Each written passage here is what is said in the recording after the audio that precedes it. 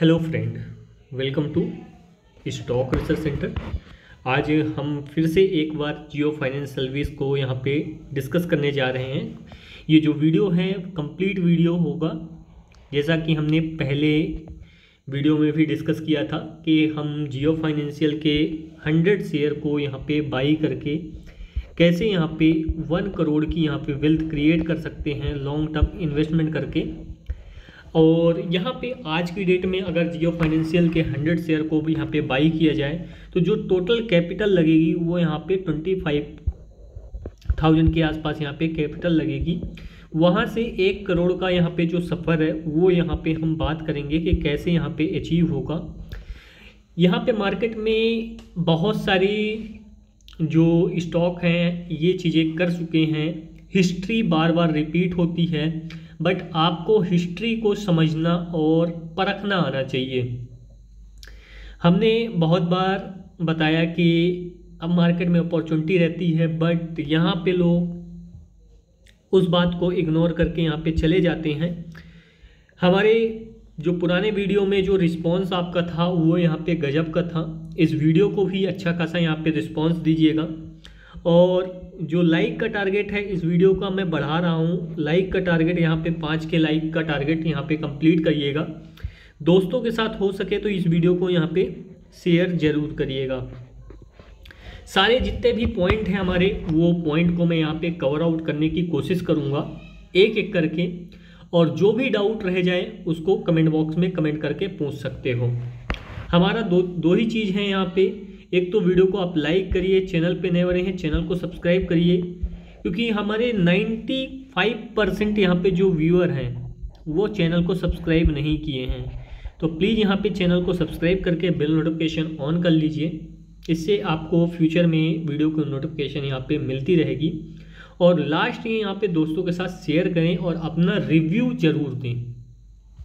तो चलिए यहाँ पे शुरू करते हैं। जियो फाइनेंशियल है क्या चीज़। अगर आप मनी कंट्रोल पे जाएंगे तो मनी कंट्रोल पे KR चौकसी के द्वारा यहाँ पे एक रिपोर्ट पब्लिश की गई है, उसको भी आप जाके देख सकते हैं। जो शॉर्ट टर्म निवेश मतलब इन्वेस्टमेंट करते हैं शॉर्ट टर्म के लिए, वो जाके इस रिपोर्ट को ज़रूर देखिएगा कि जियो, हम ये नहीं बोलते कि जियो फाइनेंस के शेयर को बाई कर लीजिए।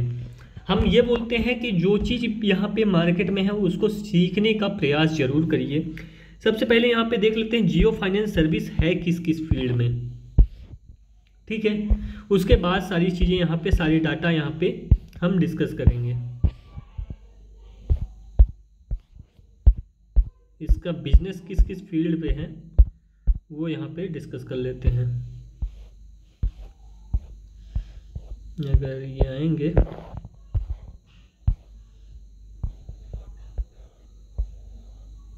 बोर्ड ऑफ डायरेक्टर हैं यहाँ पे, मैनेजमेंट, इन्वेस्टमेंट,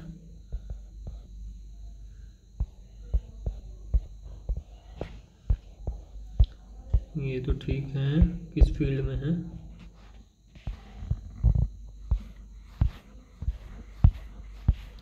थोड़ा ऊपर जाना पड़ेगा।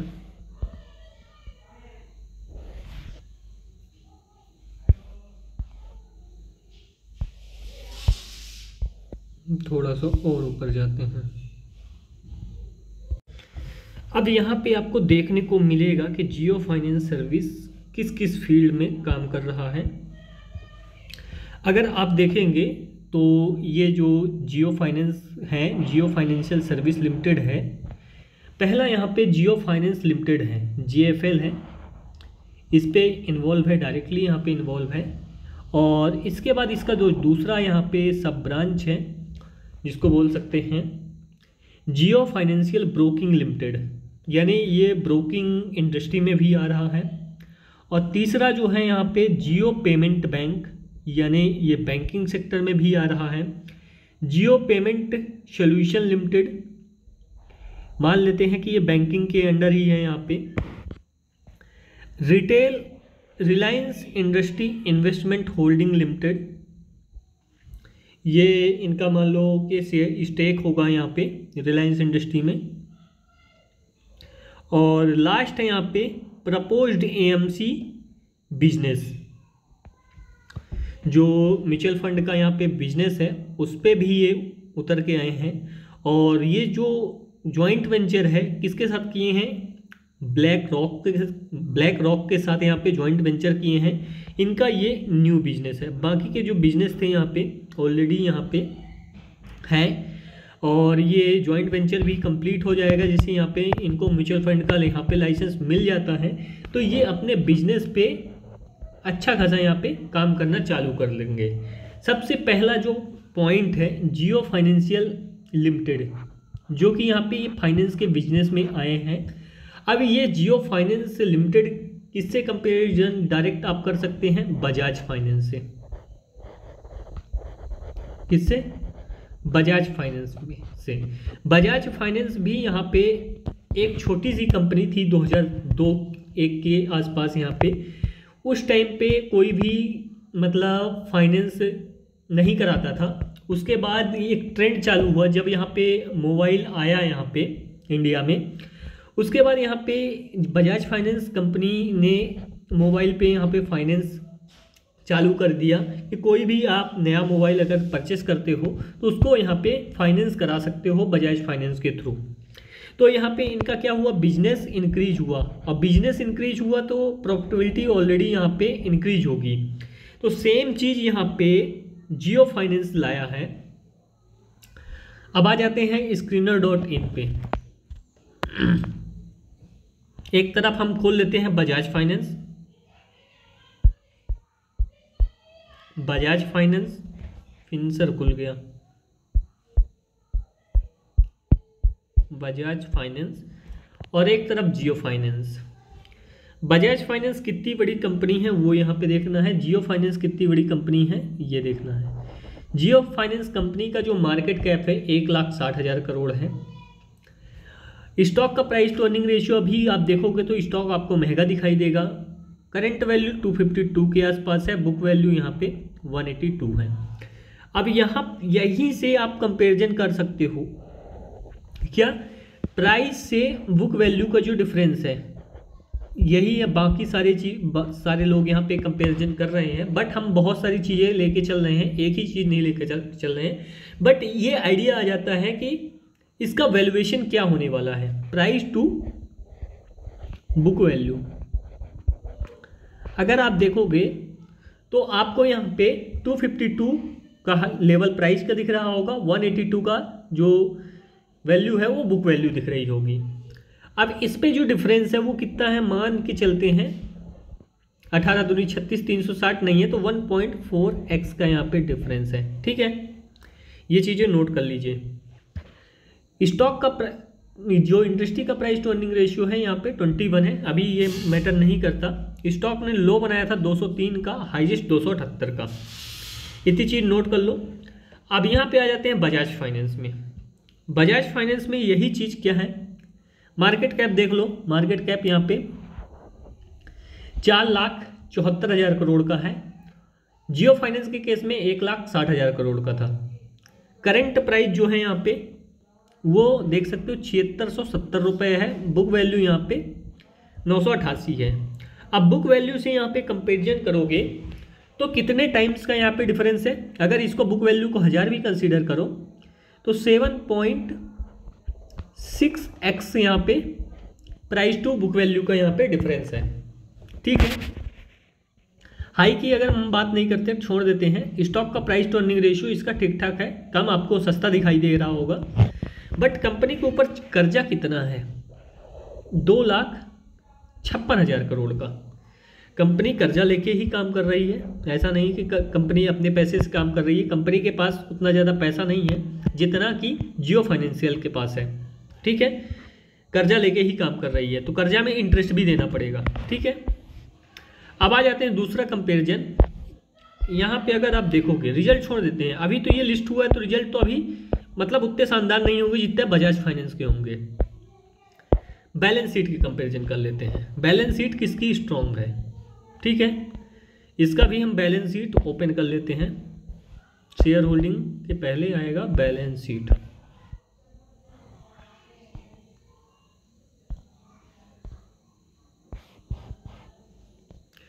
इसके बैलेंस शीट में आए, इसके पास जो रिजर्व है, ये देखो ये पॉइंट है रिजर्व का।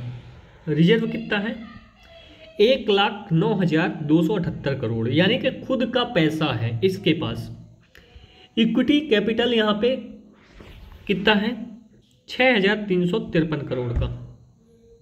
ठीक है, कितना है? 6,353 करोड़ का यहाँ पे इक्विटी में पैसा, इक्विटी कैपिटल में, मतलब ये बिजनेस को फैलाए होंगे, उसमें जो लगा होगा पैसा, उसमें 6,353 करोड़ लग गया है। बट इनका पैसा वेस्ट नहीं हुआ है, अभी काम उस पर चालू है। रिजर्व में कितना है? 1,09,000, उसके पहले 1,14,000, थोड़ा सा इससे पैसा इसमें गया बिजनेस को फैलाने में, और रिजर्व यहाँ पे थोड़ा सा कम हो गया। बट यहाँ पे टोटल एसेट जो है यहाँ पे अगर आप देखोगे वो क्या है? बढ़ गया। तो टोटल एसेट क्या? वो बढ़ गया। अब सेम चीज़ अगर बजाज फाइनेंस में देखोगे, बजाज फाइनेंस के पास खुद का जो पैसा है वो रिजर्व प्लस इक्विटी कितना है? इक्विटी में इनका 121 करोड़ के आसपास है, और रिजर्व में जो पैसा है करीबन 60,000 करोड़ के आसपास है।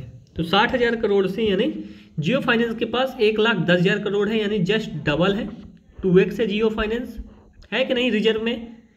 अब इसने क्या किया? कर्जा लिया। कर्जा लिया कितना? 2,56,000 करोड़ का, जिससे ये बिजनेस को क्या कर रहा है? एक्सपेंड कर रहा है, बिजनेस को एक्सपेंड कर रहा है। ठीक है, उसके बाद ये तो है ही। अब कैपिटल वर्क इन प्रोसेस में इसमें भी नहीं है, उस पर भी नहीं है। टोटल एसेट्स इनकी कितनी है? अगर टोटल एसेट्स देखोगे तो आपको ज़्यादा देखने को मिलेगी, क्योंकि ये बोरोइंग बहुत ज़्यादा लिए हैं, अपने पैसे से 5 टाइम्स बोरोइंग लिए हैं। और अगर इनकी फिक्स एसेट्स देखोगे तो 2,686 करोड़ है। अभी जियो फाइनेंस के केस में इतना ज़्यादा नहीं होगा, बट इनके जियो फाइनेंस के केस में रिजर्व बहुत ज़्यादा है, तो बिजनेस बहुत तेज़ी से यहाँ पे क्या करेंगे? फैला सकते हैं। इनके पास रिजर्व ज़्यादा है तो ये बिजनेस को बहुत तेज़ी से क्या कर सकते हैं? फैला सकते हैं। माना कि बजाज फाइनेंस की जैसे अभी जैसी ग्रोथ हो रही बजाज फाइनेंस में, वैसे नहीं होगी, थोड़ा स्लो होगी। बट एक बिजनेस जमने के बाद जियो फाइनेंस ऐसा होगा और बजाज फाइनेंस ऐसी चल रहा होगा। तो एक पॉइंट आएगा जहां पे जियो फाइनेंस बजाज फाइनेंस को क्या कर देगा? बीट कर देगा। क्या कर देगा? बीट कर देगा, यानी पीछे छोड़ देगा। आज जब पीछे छोड़ देगा यहाँ पे बजाज फाइनेंस को, तो जो बुक वैल्यू और प्राइस के बीच डिफरेंस है, जो बुक वैल्यू और प्राइस के बीच डिफरेंस है, वो यहाँ पे ख़त्म हो जाएगा। अगर वो 7 टाइम्स में ट्रेड हो रहा तो ये भी 7 टाइम्स में ट्रेड होगा या 8 टाइम्स में ट्रेड होगा।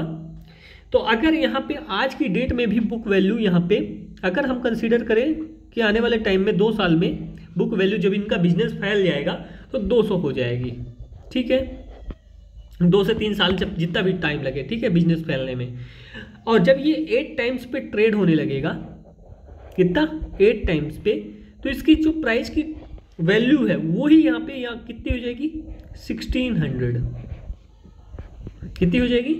1600। ओके, ये कितने टाइम में आने वाला है? 2 to 3 ईयर। पॉसिबिलिटी हमारी यही है। मैं रिकमेंड नहीं कर रहा हूँ, मैं जो प्रोबेबिलिटी है, पॉसिबिलिटी है, वो यहाँ पे एक्सपेक्ट कर रहा हूँ।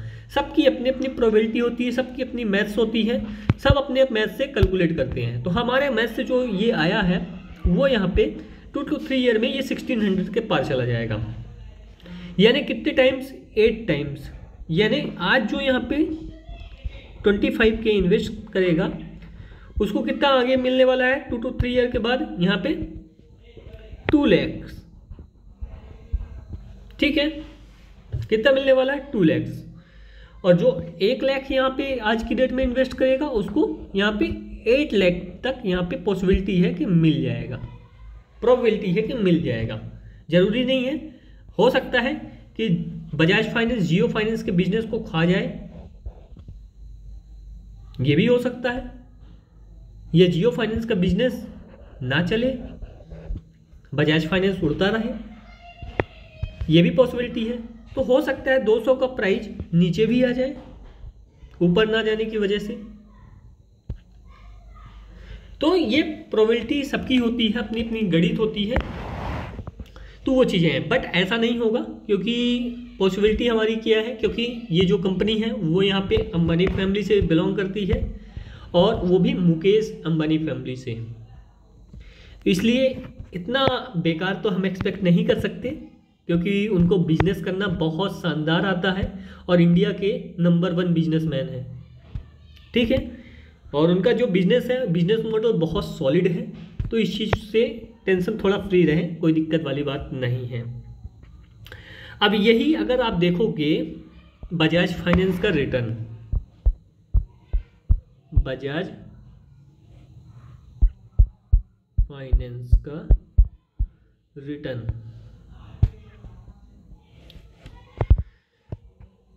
हम लगा लेते हैं ऑल टाइम का चार्ट, मैक्सिमम टाइम का चार्ट, कितने साल हुआ है पहले ये भी ट्रैक कर लेते हैं। 2002 में 5 रुपए का था, ये देखो 2002, ये 2001 ले लो, ठीक है। अभी क्या चल रहा है 2024, कितने साल हो गया, करीबन 23 साल। 23 साल में बजाज फाइनेंस ने क्या रिटर्न दिया है वो यहाँ से देख सकते हो। डिविडेंड दिया है, डिविडेंड इंक्लूड नहीं है, मैं यहाँ बताऊँ डिविडेंड इंक्लूड नहीं है। वो स्प्लिट भी दिया होगा, वो भी मेरे को नहीं पता, स्प्लिट तो इंक्लूड हो जाता है बट डिविडेंड इंक्लूड नहीं होता है, ठीक है।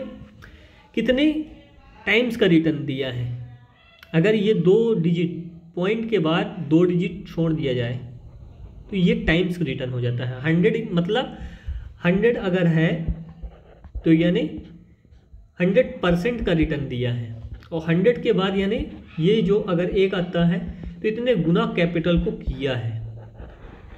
अगर 200 आता है, 200% है, तो यानी कैपिटल को 2 टाइम्स किया है, सॉरी 3 टाइम्स किया है।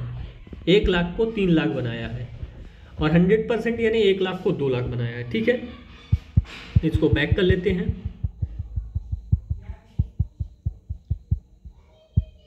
ठीक है, इतनी चीज है।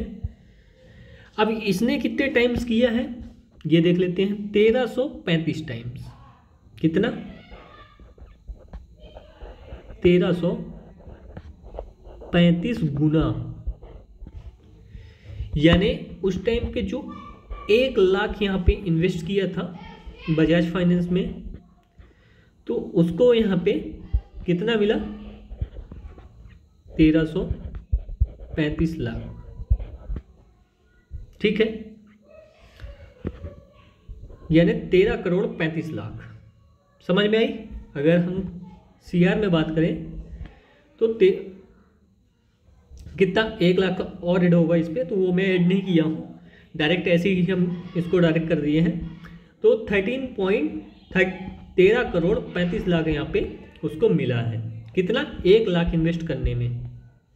तो क्या यहाँ पे जियो फाइनेंस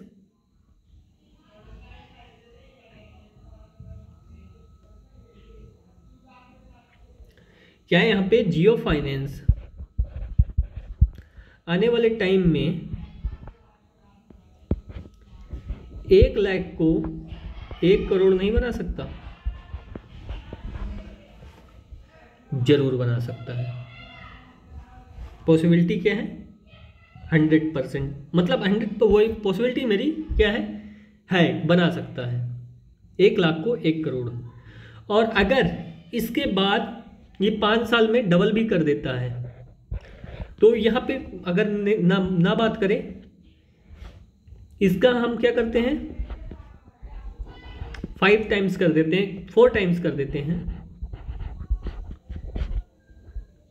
तो भी यहाँ पे 4 3 12 3 करोड़ के आसपास हो जाता है। यानी 25K हम यहाँ पे अगर इन्वेस्टमेंट करते हैं तब भी पॉसिबिलिटी है कि यहाँ पे 3 करोड़ के आसपास अगर सेम रिटर्न देता है जियो फाइनेंस, तो भी पॉसिबिलिटी है यहाँ पे कि ये रिटर्न जो है बन सकता है।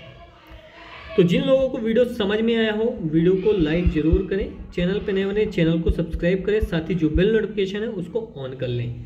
अब लास्ट मोमेंट जो है यहाँ पे वो मैं दिखाने वाला हूँ, हमने कितना इन्वेस्ट किया है। हमारा टेम्परेरी भी हो सकता है और परमानेंट। ये देख सकते हो हमारा पोर्टफोलियो है, हमने एक ही स्टॉक को पकड़ के रखा है। कितना पकड़ के रखा है? 789 शेयर, करीबन 2 लाख के आसपास शेयर यहाँ पे के पकड़ के रखे हैं। और इसमें क्या पॉसिबिलिटी है, हम किस लेवल पे रुकेंगे? हम तो शॉर्ट टर्म ट्रेडर हैं, हम डेली बेसिस पे इस पे प्रॉफिट बना रहे हैं। अब कैसे बना रहे हैं वो आप सीख सकते हो। हमारे जो व्हाट्सअप चैनल है, व्हाट्सअप चैनल को ज्वाइन करके वहाँ से सीख सकते हो कि हम कैसे यहाँ पे प्रॉफिट बनाते हैं डेली बेसिस पे जियो फाइनेंस में। तो हम जियो फाइनेंस में कंप्लीट यहाँ पे ट्रेडर हैं, ना कि लॉन्ग टर्म इन्वेस्टमेंट कर रहे हैं। बट लॉन्ग टर्म इन्वेस्टमेंट करेंगे, जो भी प्रॉफिट आएगा उसको हम जियो फाइनेंस में डालते जाएंगे। प्रॉफिट को हम यहाँ पे निकालेंगे नहीं, उस प्रॉफिट को डालते जाएंगे, उतने शेयर होल्ड करते जाएंगे और नंबर ऑफ शेयर की संख्या को इंक्रीज करते जाएंगे। ठीक है, तो ये था हमारा पोर्टफोलियो। मिलते हैं हम नेक्स्ट वीडियो में।